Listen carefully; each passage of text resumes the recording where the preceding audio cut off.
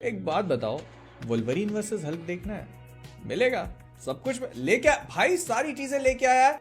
लेकिन सबसे पहले शुरू करेंगे मैट रीव्स के साथ में, जो कि अपनी बैटमैन 2 को लेकर लिखने से ज्यादा बात करना शुरू कर चुके हैं। पहले भाई कहानी कंप्लीट करो, शूटिंग करो, उसके बाद बतौलेबाजी। लेकिन इनका उल्टा चलता है, पहले बतौलेबाजी फिर राइटिंग, फिर पहले बता देता हूं क्या कर रहे हैं, मैं भी तो वही करने लग गया। तो मैट रीव्स ने कहा कि ऑनलाइन उनके विलन्स को लेकर काफी ज्यादा रूमर्स चल रही है कि बैटमैन 2 में कौन से विलन अपीयर होंगे, और उनको देख के मैं बस ऐसे कर दूं तो अच्छा आज इसकी बात हो रही है। ठीक है करने दो। मतलब बंदे ने ये तक नहीं बोला कि सही है या गलत है, या कौन सा विलन अपीयर हो रहा है। जब पिक्चर आएगी तब देख के समझ लेना। जॉन सीना को खैर वो तो पीस मेकर बन ही चुका ऑलरेडी। शक्तिमान को ले आओ फिर ऐसे तो। लेकिन फिर उनसे ये पूछा गया कि क्या आपका रॉबर्ट पैटिंसन वाला बैटमैन डीसीयू को ज्वाइन कर सकता है, जो हम बहुत लंबे टाइम से स्पेक्युलेट करके बैठे थे। और इस बात को लेकर उन्होंने कहा कि देखो हो भी सकता है, नहीं भी हो सकता। कुल मिला के आदमी कोई बात करना नहीं चाहता। उसने कहा कि देखो आगे जाकर कैसी पॉसिबिलिटीज बनती हैं ये तो हम आगे ही देखेंगे, आगे ही समझेंगे। भाई यार कुछ एक बात का तो खैर कहानी नहीं लिखी तो क्या बताए, ये दूसरा आर मार्टिन। लेकिन मैं आपको इस बात का जवाब दे देता हूं, क्योंकि एंडी मुस्केटी से भी ये बात पूछी गई थी, उसके ऊपर हम थोड़ी देर में हाईलाइट करेंगे। लेकिन ये होने के चांसेस थोड़े से कम है। बेसिकली मैंने पहले खुद ही कहा था कि ये शायद उसको मर्जर कर रहे हो या उसको मर्ज करने की वजह से मूवी को डिले कर रहे हो, लेकिन apparently things are not what they seem. Matt Reeves के साथ में कुछ और प्रॉब्लम चल रही है। जेम्स गन उसको टाइम देने के लिए मूवी को आगे खिसका चुके हैं। लेकिन रॉबर्ट पैटिंसन का बैटमैन डीसीयू का पार्ट फिलहाल इसलिए नहीं हो सकता क्योंकि क्रीचर कमांडोज में हमको एक बैटमैन देखने को मिला है। अब उसको बहुत क्लियरली नहीं दिखाया गया, और उस पर भी जेम्स गन ने 100 तरह की टिप्पणी कर दी कि नहीं ऐसा नहीं दिखाना चाहिए, ये हटा लो, वो छुपा लो, मैं इसको कमिट नहीं कर सकता। तो इस वजह से हमको जो बैटमैन की ऐसे परछाई देखने को मिली है बिजली के बैकग्राउंड में, उससे ये लग रहा है कि थोड़ा बल्की टाइप का है, जो कि रॉबर्ट पैटिंसन वाला बैटमैन नहीं है। प्लस जो वो फॉस्फोरस वाला विलन था ना, डॉक्टर फॉस्फोरस, मिस्टर फॉस्फोरस जो भी था, तो उसने ये बोला है क्रीचर कमांडोज में, You know what it's like not being touched for 15 years? Yeah, I do. जिसका मतलब ये है कि ये वाला बैटमैन जो डीसीयू का पार्ट है वो 15 साल से बैटमैन बना हुआ है। तो इस हिसाब से तो उसकी उम्र 40 के आसपास होनी चाहिए, जो रॉबर्ट पैटिंसन का बैटमैन कतई नहीं है। तो इबॉन मार्सबर्ग, मतलब इन बंदे का नाम अच्छे से नहीं ले सकता, ये फोटो देख के आप समझ जाना।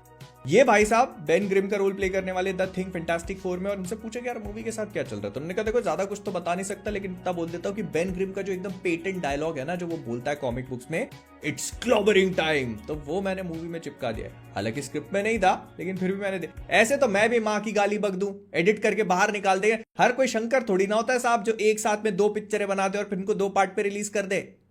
फिर टॉम हॉलैंड खुद ही स्टार करने वाले हैं अपने प्रोडक्शन की मूवी द पार्टनर में, जिसको जॉन ग्रिशम की नॉवेल पे बनाया जा रहा है। ये कहानी होगी एक ऐसे लॉयर की जो अपने क्लाइंट को 90 मिलियन मां मछली का चूना लगा के भाग जाता है, अपने बीवी बच्चे को भी छोड़ के साउथ अमेरिका में अपनी जीवन जीने के लिए। Bro is literally winning in life. पहले स्पाइडरमैन, फिर नोलान की मूवी, अब चोर वकील। I hope he is a really good lawyer. फिर अगर आप हैरी पॉटर की टीवी सीरीज का वेट कर रहे थे तो आई थिंक आपको थोड़ा इंतजार करना पड़ेगा, लेकिन उतना नहीं, क्योंकि ऐसा बोला जा रहा है कि ये 10 सीजन तक चलने वाला शो मोस्ट प्रोबेबली अगले साल 2026 में HBO मैक्स पे एयर हो जाएगा। फिलहाल चीजें चल रही है, मतलब मैं आपको बताता जा रहा हूं जैसे जैसे अपडेट्स आ रहे हैं, लेकिन 2026 ऐसा स्पेक्यूलेटेड है, कंफर्म नहीं, लेकिन ऐसा बोला जा रहा है कि 2026 में आएगा। अगर आता है तो you know how big of a deal this is. और अगर आप सोच रहे थे कि आपके अकेले वैलेंटाइंस डे पे कोई प्लान नहीं है तो असासिन्स क्रीड शैडो खेल के ही अपना दिल बहला लूंगा, तो I have some news for you. Postpone हो गया है। मतलब ये गेम 14 फरवरी को रिलीज होने वाला था, लेकिन अब रिलीज होगा 20 मार्च को। लगता है इसको भी मार्शाला अली बना रहे। फिर डॉनी येन जो कि जॉन विक में केन का रोल प्ले कर रहे थे, तो वो कहते हैं कि केन से रिलेटेड एक स्पिन ऑफ बनाया जा सकता है, जिसको फैंस मांग रहे हैं, हम सब मतलब देखना चाहते हैं लोग, और वो खुद डायरेक्ट कर लेंगे इसको। मतलब रियल लाइफ में तो आके तो मतलब कर लेंगे वो। He can actually do it. उनका था कि मैं कर लूंगा और फैंस भी हम देख लेंगे भाई। जॉन विक से आप कुछ भी निकाल दो, वी आर ऑल इन। फिर वर्ल्ड रेसलिंग एंटरटेनमेंट के सुपरस्टार सेथ फ्रीकिंग रॉलिंस जो है, उन्होंने ये बात ऑलमोस्ट कंफर्म कर दी। उन्होंने कहा कि captain America brave new world में वो एक विलन का रोल प्ले कर रहे थे, लेकिन शायद इतने सारे रीशूट्स रीराइट्स के बाद अब उनका रोल हटा दिया गया और वो मूवी में अपीयर नहीं। ये हो गया टाइम वेस्ट, पूरा का पूरा समय बर्बाद भाई। जब से ये बंदा रोमन रेन से कुर्सी खाया तब से इसकी किस्मत पलट गई है उल्टी दिशा में। तो मतलब अब नहीं आ रहा यार, नहीं है मूवी में वो। अगर आप उसको देखने जा रहे थे तो फिर वो ने रेड हल्क को देखने चले जाओ, वो नहीं है, सेथ रॉलिंस नहीं आएगा। फिर अगर आपने shadow of the Colossus game खेला हुआ है तो उसके ऊपर एक लाइव एक्शन मूवी बनने का चल रहा था बहुत लंबे टाइम से, और एंडी मुस्केटी उस प्रोजेक्ट के साथ अटैच थे। लेकिन अब रिसेंटली उन्होंने कंफर्म किया कि अभी भी है, मूवी बन सकती है। प्रोजेक्ट को ऐसे गड्ढे में नहीं गाड़ दिया है, लेकिन अभी थोड़ी चीजें चल रही हैं। वो जो इट का prequel welcome to Derry show आ रहा है HBO मैक्स पे, उसके साथ काम करने में बिजी हैं। और उन्होंने ये भी बताया कि पेनीवाइज द स्केरी क्लाउन की ये जो पूरी सीरीज है, इसके 3 सीजन बनाए जाएंगे। पहला 1962 में सेट होगा, दूसरा 1935 में, तीसरा 1908 में।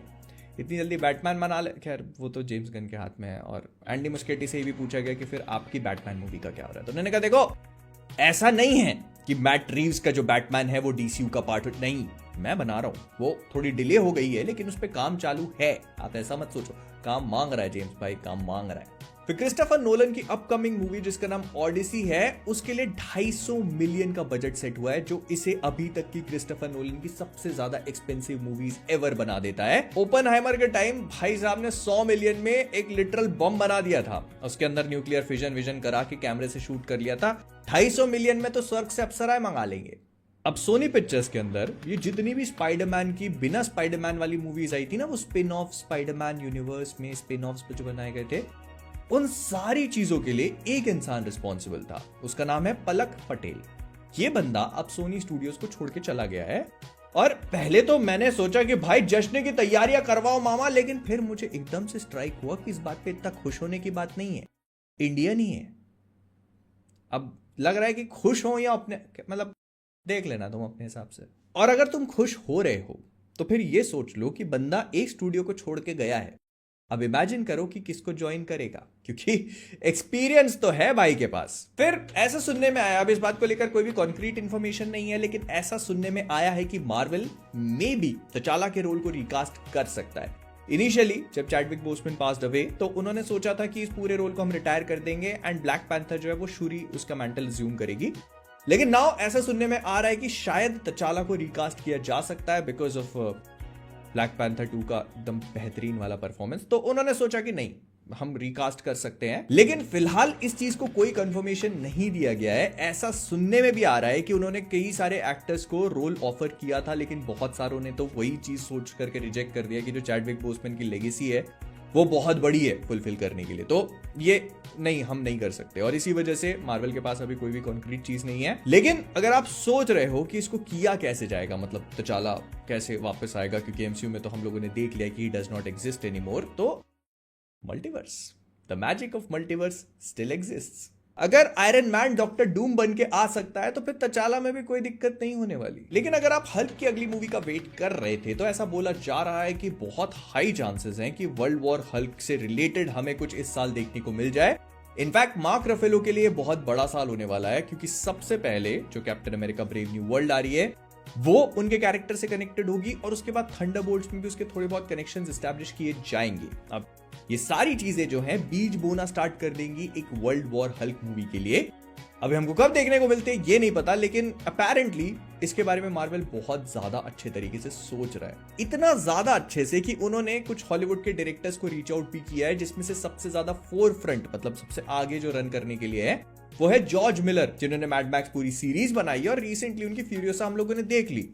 एंड जॉर्ज मिलर जो है वो वर्ल्ड वॉर हल्क और थॉर 5 में से कुछ भी डायरेक्ट करने के लिए एकदम तैयार है। उनको थॉर 5 का ज्यादा मन है because of the Chris Hemsworth connection, and apparently Hemsworth भाई साहब ने इनको मार्वल स्टूडियो से कनेक्ट करवाया है। लेकिन फिर ऐसा सुनने में आया कि स्पाइडरमैन 4 जो अब बन रही है वो नहीं, जो पहले बनने वाली थी, मतलब वो जो ग्राउंडेड स्टोरी टेलिंग कर रहे थे टॉम हॉलैंड के स्पाइडरमैन को लेकर, उसकी कहानी कुछ ऐसी होती कि स्पाइडरमैन जो है वो पनिशर के साथ मिलकर हल्क से लड़ता।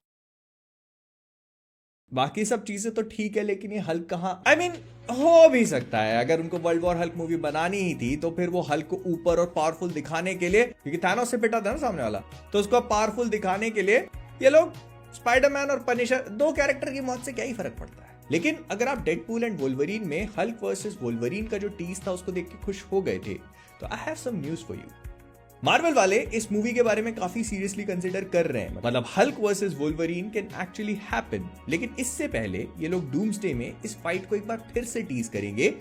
मे बी इस बात के चांसेस है कि हमको इस फाइट का फर्स्ट हाफ इस मूवी में देखने को मिल जाए, लेकिन जो full fledged fight take place करेगी वो सीक्रेट वॉर्स के बाद होने वाली है, मतलब म्यूटेंट सागा में। मार्वल चाहता है कि इसको वो बस ऐसी कैश ग्रैब की तरह नहीं बनाए कि दो कैरेक्टर्स आपस में लड़के फाइट कर रहे हैं। ये एक्चुअली इसके पीछे थोड़ा बहुत रीजन एस्टैब्लिश करना चाहते हैं, जिसका मतलब ये है कि ये movie actually Avengers versus X-Men की जो पूरी कहानी होगी उसमें जाकर के जुड़ सकती है और थोड़ा ऐसा रीजन समझ में आ सकता है।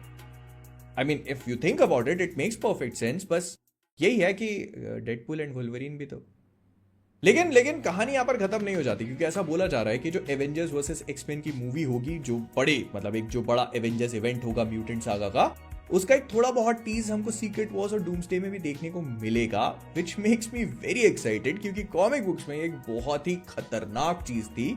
अब वो क्या है, हर चीज रोस्ट वॉस्ट में तो सिर्फ बकलोली करने आते हैं अपन। और जो तुम ये देख रहे हो ना वीडियो, लाइक नहीं करोगे ना तो ये वैलेंटाइंस वीक पूरा बकलोली, मतलब ऐसे अकेले तुम समझ रहे हो। अब तो वैलेंटाइन नहीं आ रहा यार, असैसिन्स क्रीड शैडोज भी नहीं, आप क्या कर, पिक्चर 2 घंटे में खत्म हो जाती है दोस्त। लाइक कर दो।